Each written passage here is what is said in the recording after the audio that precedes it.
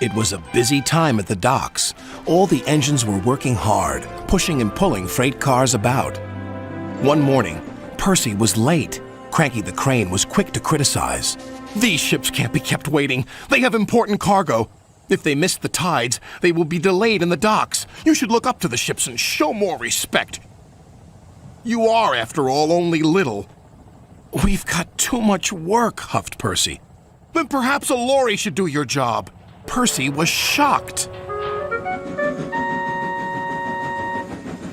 He told the other engines what Cranky had said.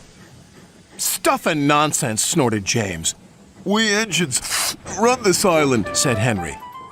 "What if a lorry does arrive?" I'm afraid it did, along with 2 more. Cranky was delighted. "Hey, you down there! Your job's done now! These lorries are taking over! One of them wants to talk to you!" The lorry was very rude. "What's that steaming lump of scrap iron doing here? Be off with you!" Scrap iron? Steaming scrap iron? Ha! A little later, Percy met Thomas and James. Another lorry was being rude to them. Then he saw Percy.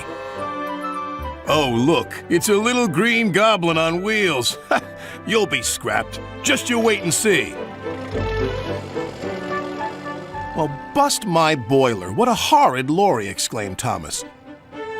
"Despicable," agreed James. The next engine to meet a lorry was Toby. Well, well, well. No wonder this railway's a mess. You belong in a museum, not working in a quarry. "I might look old, but I'm very useful." "Useful? Pah!" replied the lorry. "Just you tootle off." "Tootle?" spluttered Toby. "Come along, Toby," interrupted his driver. "Don't bother to argue with him. We'll go to the flour mill instead." But when they arrived at the flour mill, Toby was shocked to see yet another lorry. "What are you doing here?" "We 3 are doing your work now. You're too slow." The foreman spoke to Toby's driver. "I'm sorry. Times are a-changin', I'm afraid." "Toby might be old," replied his driver, "but he's reliable." "Come on, Toby. We'll go to the farms. They'll still use us."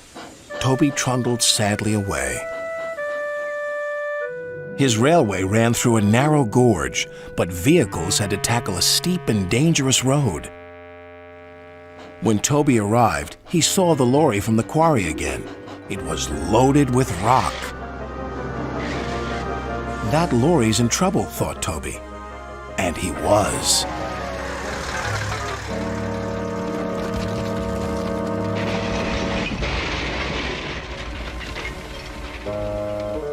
The driver was thrown clear.